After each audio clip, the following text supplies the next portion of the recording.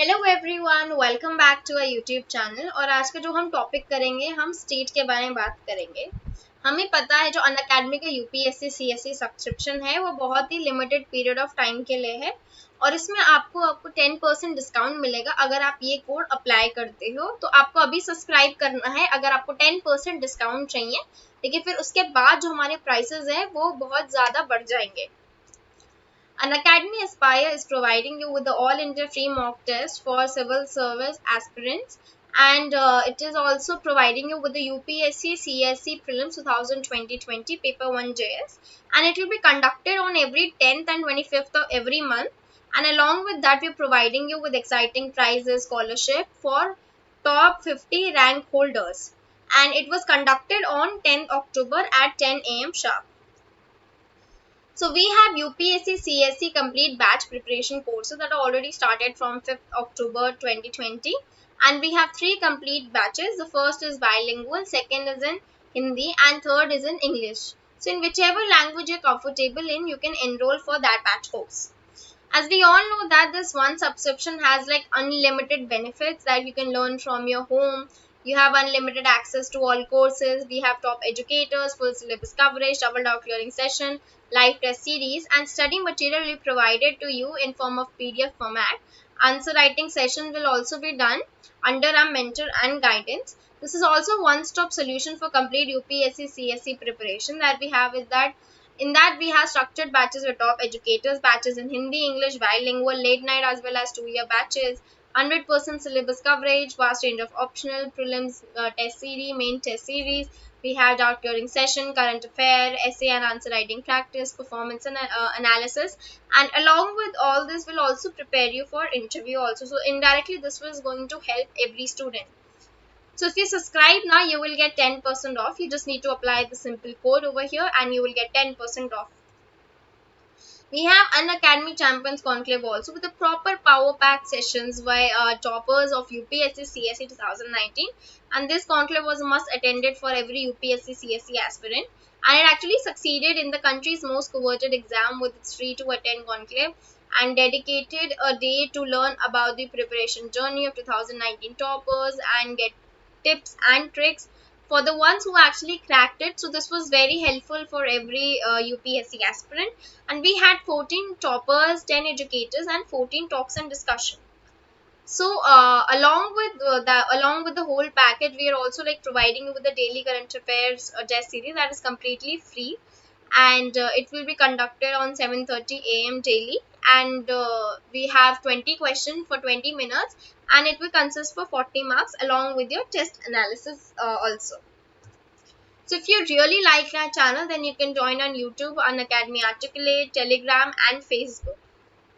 So let's start. So what's the meaning of state? So basically state means that it's a political organization that existed in the ancient time, as we know, such as the Greek city-states and the Roman Empire, and yet the concept of state as such is a comparatively very modern. So the contemporary concept of state basically owes its origin to Machiavelli, because who first tried to express this idea in the 16th century that as a power which has an authority over men, that is the state, in the book Prince in 1530. And he also gave a very important idea that because it actually describes the nature of state and not the end of the state, which also has a question for the political philosophy rather than a political sociology or political science. So we can take another definition also that Max Weber ने जो दी है कि एक state is a basically human community that has like successfully claims the monopoly of the legitimate use of power within a given authority. इस line का मतलब ये है कि जो स्टेट है वो ह्यूमन कम्युनिटी इस्टेब्लिश है, बहुत सक्सेसफुल है, और बेसिकली यहाँ पे जो मोनोपोली है उसमें क्या होता है, हम लेजिटिमेट यूज करते हैं फोर्स को जो एक गिवन होता है एक टेरिटरी में। अब हम आते हैं सिग्निफिकेंस ऑफ स्टेट। अब हम देखते हैं जो कॉन्सेप्ट ऑफ स्टेट है उसमें काफी सारी central theme of traditional political theory. अब यहाँ पे कुछ एक्सपोनेंट्स है जो बिहेवियरल अप्रोच में है पॉलिटिकल साइंस के, जिन्हें सजेस्ट करा है by abandoning the concept of state all together.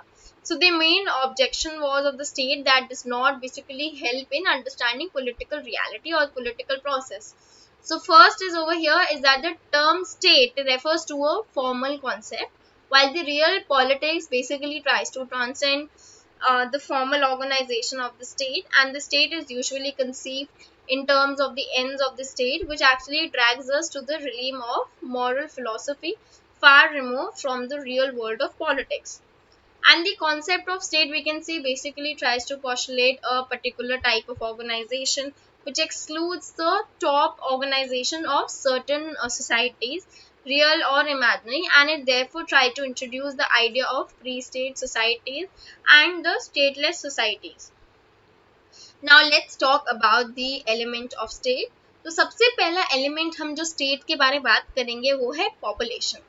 अब जो पॉपुलेशन है, जो स्टेट है ह्यूमन इंस्टीट्यूशन का, जो पॉपुलेशन है वो एक काफ़ी इंपॉर्टेंट एलिमेंट है स्टेट का, क्योंकि यहाँ पे जो पॉपुलेशन है वो कॉन्स्टिट्यूट करती है एक स्टेट की जब वो यूनाइटेड होती है कंडीशन ऑफ, क्योंकि उनकी कंडीशन होती है of interdependence, consciousness of common interest and a general regard for a set of common rules of behaviour and institution. अब यहाँ पे हम देखते हैं जो साइज ऑफ पॉपुलेशन होती है जो कॉन्स्टिट्यूट करती है एक पर्टिकुलर स्टेट में, वो फिक्स नहीं हो सकती, बिकॉज उसके ऑलरेडी इट इज़ काफ़ी ज़्यादा वो बेटर है और उनकी पॉपुलेशन बहुत ज़्यादा सेल्फ सफिशिएंट है कि वो जितने भी उनके नीड्स हैं वो सारे फुलफिल कर सकती है. अब यहाँ पे देखते हैं कि that if it require to procure any goods and services like from other state, it should be very usually be able to pay for them, and although the possibility of any like foreign aid as a temporary measure cannot be ruled out. So in case we can also see that the economic self-sufficiency is a very essential for the stability of a state, and the population of a state need not also like belong to a particular single race, religion, language or any culture. So हम यहाँ पे देखते हैं कि जो homogeneous population होती है, homogeneous का मतलब यहाँ पे एक तरह की पॉपुलेशन होती है, यहाँ पे ये नो लॉन्गर एक कंसिडर करते हैं essential feature of modern state, because जो मॉडर्न स्टेट होता है उनके क्लेम्स होते हैं वो रिकनसाइल करते हैं जो इंटरेस्ट होते हैं बाकी सब ग्रुप्स के जो मतलब सिटीजन्स के बारे में होंगे. उसके बाद हम सेकेंड बात करते हैं, वो है जो सेकेंड एलिमेंट है वो है टेरिटरी. अब टेरिटरी बहुत ही एसेंशियल एलिमेंट है स्टेट का, बिकॉज जो बाकी सब एसोसिएशन है वो इधर या फिर एग्जिस्ट करते हैं विद इन द स्टेट, और वो या फिर एक्सटेंड करते हैं their sphere to several state. अब लेकिन उनका कोई they need not need a separate territory, मतलब उनको कोई सेपरेट टेरिटरी की जरूरत नहीं है, but the state can also like possess a territory where its authority is actually accepted without the dispute or challenge. So अब यहाँ पे देखते हैं जो state है वो आता है existence में क्योंकि वहाँ उनकी population होती है वो settled होती है, in a fixed territory होती है. अब हम बात करते हैं फ्रेडरिक एंगल्स की, जिनने ओरिजिन ऑफ फैमिली और प्राइवेट प्रॉपर्टी एंड स्टेट में 1884 में लिखा गया था कि जो फॉर्मेशन ऑफ स्टेट है वो बेसिकली अकम्पनीड होती है with the division of population जो अकॉर्डिंग टू टेरिटरी होती है. अब जो इनके प्री स्टेट सोसाइटी में होती है जहाँ लोग रहते हैं एज नोमैडिक ट्राइब्स, वहाँ पे वो एक जगह से दूसरी जगह जाते हैं इन सर्च ऑफ फूड है, और जो मेंबर्स ऑफ ट्राइब है बेसिकली वो एक साथ आते हैं जिनके साथ उनके टाइज ऑफ किंगशिप होते हैं. अब यहाँ पे देखते हैं कि जैसे जैसे फॉर्मेशन ऑफ स्टेट हुआ है कि जो सिटीजन्स हैं उनको भी धीरे धीरे करके एक्सरसाइज ऑफ राइट्स हुई हैं, उनके ड्यूटीज है और वो जहाँ जहाँ सेटल हुए, अब इर्रिस्पेक्टिव ऑफ देयर जेन्स और एनी ट्राइब्स. सो बेसिकली यहाँ पे देखते हैं जो ऑर्गेनाइजेशन ऑफ सिटीजन्स है लाइक अकॉर्डिंग टू उनकी लोकेलिटी है और जो कॉमन फीचर है और जितना स्टेट्स का, तो टेरिटरी बेसिकली सिंबलाइज करती है जो स्फीयर ऑफ सॉवरेनिटी होता है स्टेट का, और यहाँ पे जो टेरिटरी है वो बेसिकली प्रोवाइड करती है एक नेचुरल रिसोर्सेज में for the substances of the population of the state. अब यहाँ पे हम बात करते हैं कि यहाँ पे एक सेंस ऑफ सिक्योरिटी भी आता है जहाँ पे बहुत ज़्यादा अपॉर्चुनिटीज दी गई हैं ताकि वो अपनी ज़िंदगी खुल के जी सके फॉर एज इट्स रेसिडेंट्स. और यहाँ पे एक ऑब्जेक्टिव है, एक सेंटिमेंटल अटैच होता है हमारा जहाँ पे लोगों का प्यार होता है, वर्शिप करते हैं दे मदरलैंड, एंड वो एक्चुअली प्रिपेयर्ड होता है ताकि वो सुप्रीम सैक्रिफाइसेस कर सके for the protection and maintenance of the territorial integrity of the state. So the feeling of proper patriotism is in the sense that they are belonging to the state, and it actually binds them to the people of different races and with the different religion, languages and culture.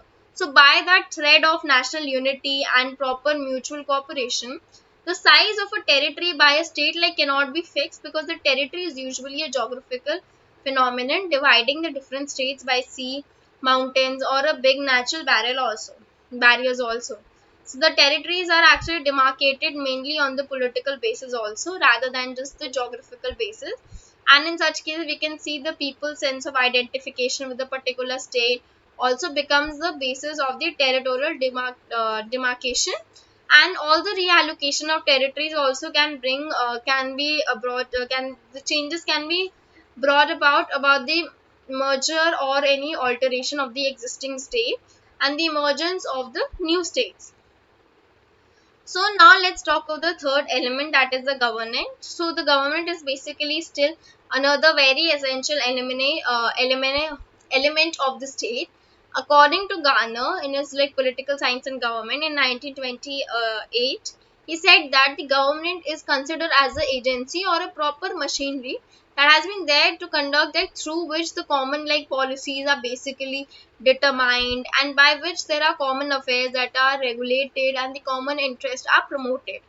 So if we see that the state basically tries to represent an abstract government also in its proper concrete form. So the authority of state therefore is exercised by the government and the function of state are basically performed by the government. So the laws of state are basically made and declared, enforced by government, justice is dispensed and the judicial organ of the government. And the government is also like responsible for the proper maintenance of law and order, as we all know, and for the proper provision of the common services. We can see that the defense tried to issue the currency and foreign relations, roads, bridges, and even the transport, communication, water, electricity, health, education also. So this is basically it is entitled to levy taxes for all the provision that they're providing you with such services also. So अगर यहाँ पे कोई government नहीं होगी तो लोग जो होते हैं वो बहुत ही केओटिक सिचुएशन में होते हैं और वो काफी डिसजॉइंट होते हैं पार्टिकल्स. अब जिनके कोई एम नहीं है, कॉमन इंटरेस्ट नहीं है और कोई कॉमन ऑर्गेनाइजेशन भी नहीं है. अब हम जो फोर्थ एलिमेंट है जिसकी हम बात करते हैं वो है सॉवरेनिटी की. अब जो सॉवरेनिटी कॉन्स्टिट्यूट करता है वो हमें पता है कि काफी ज्यादा एसेंशियल फीचर है स्टेट का.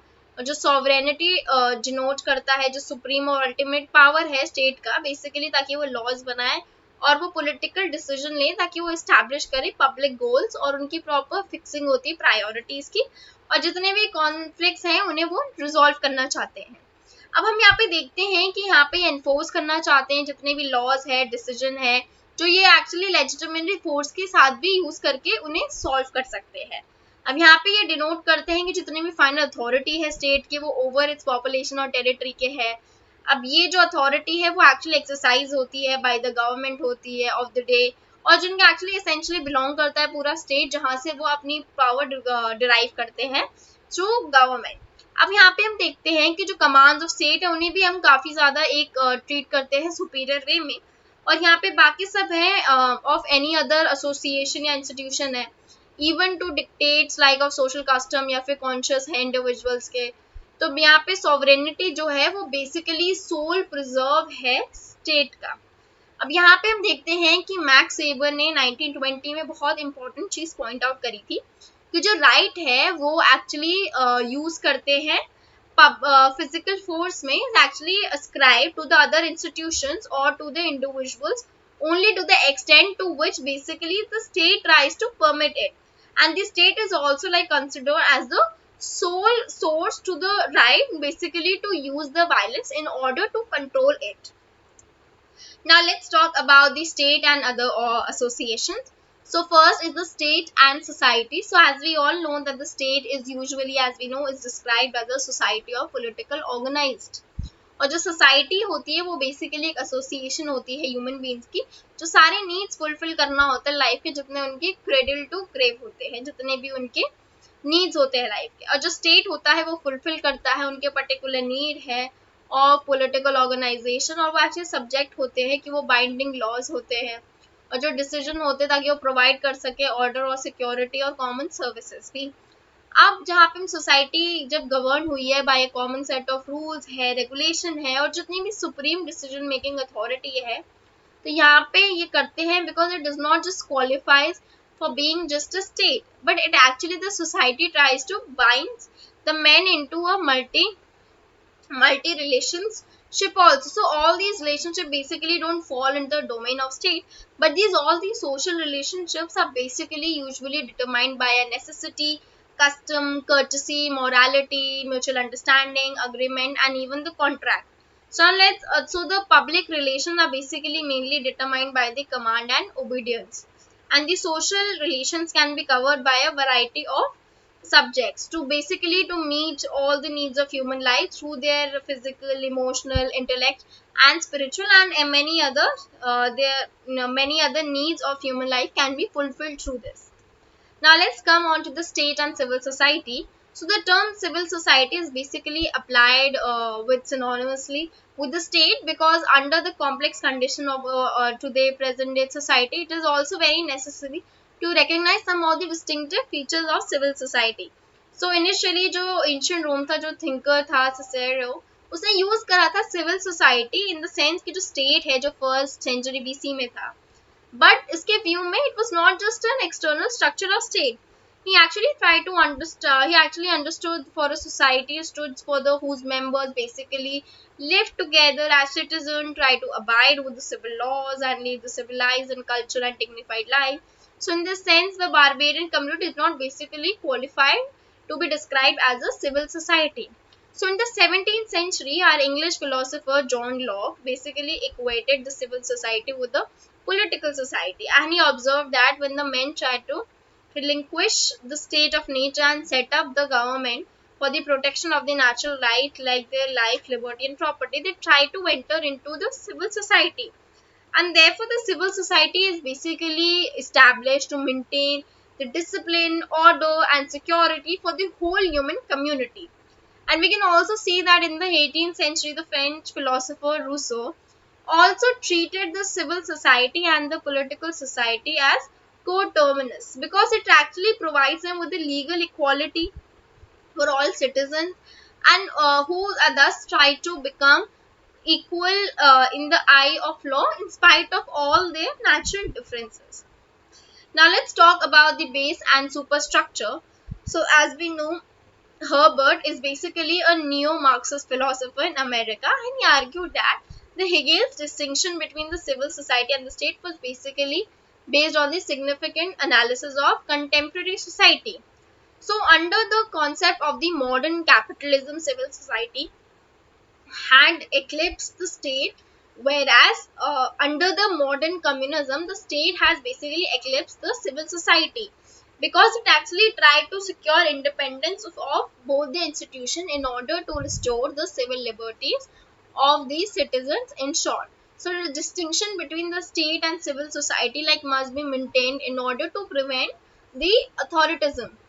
So if we look at this thing in contemporary discourse, and the term civil society was also used to describe the intermediate mediate association between the individual or family and the state. So therefore it was considered as a product of association. So therefore it is known as the bedrock of civil societies, because it actually serves as a channel of communication between the individuals and the state, and it actually functions as the shock absorber in the event of any mounting tension that has been there between the two.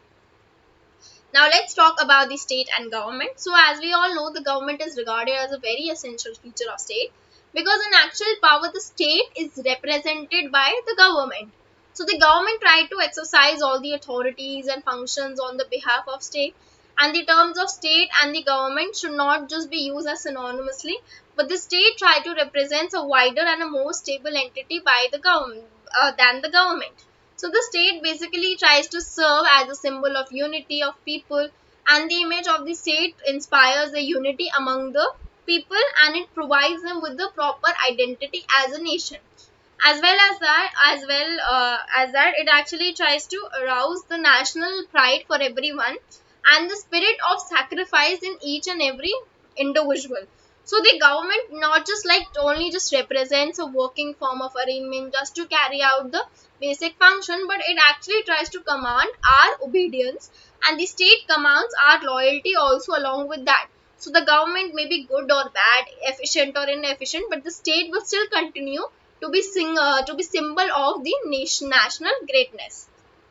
Now let's talk about the state and nation.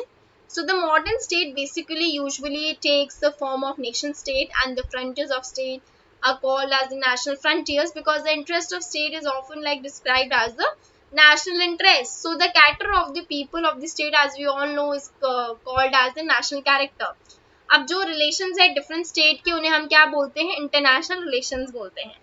अब देखते हैं जैसे ही onset होने लगा, एक nation को distinguish करा हमने नेशनैलिटी से, फिर नेशनैलिटी को हमने डिनोट करा एक सेट ऑफ लोगों से जो एक्चुअली इंस्पायर्ड हुए, एक फीलिंग ऑफ यूनिटी थी जो उनके बेस थी, उनके रेस पे, लैंग्वेज पे, रिलीजन पे, कल्चर पे, और जितनी भी जोग्राफिकल कॉम्पैक्टनेस थी, कॉमन उनके पॉलिटिकल एस्पिरेशंस थे, और सारे हिस्टोरिकल डेवलपमेंट भी सेम थे.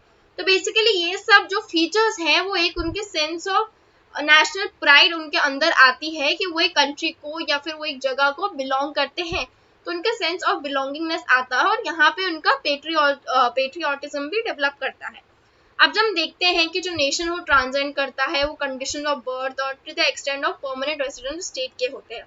अब जो मेंबर्स ऑफ नेशन है, जो जिन्हें अपने आप को डिस्टिंग्विश करा है देमसेल्व्स के फ्रॉम द नेशंस, उनके पास भी समटाइम ये प्रेजुडिस होते हैं बाकी लोगों के लिए कि एक लॉजिकल आउटकम आना चाहिए जो आइडिया ऑफ नेशन पॉस्टुलेट करता है, इक्वालिटी जो अमंग नेशन होते हैं.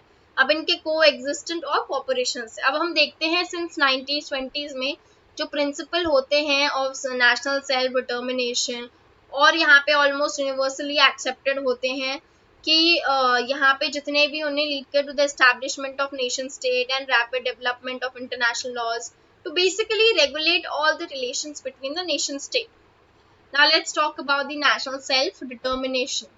So as we all know, the developing countries are basically the countries that are there of Asia, Africa and Latin America who won their independence from the colonial and imperial domination after the Second World War in 1939. And they actually face today with a very gigantic task, as we all know, of nation building.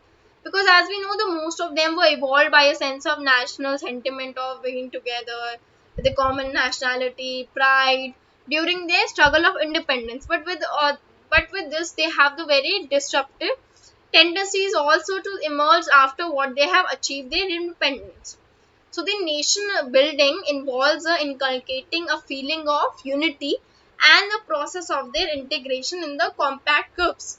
So this attempt is, however, bound to remain very exclusive unless they try to contain their widening economic disparities and free themselves so completely from the foul playing of neo-colonial powers who actually continue to exploit them despite their political independence.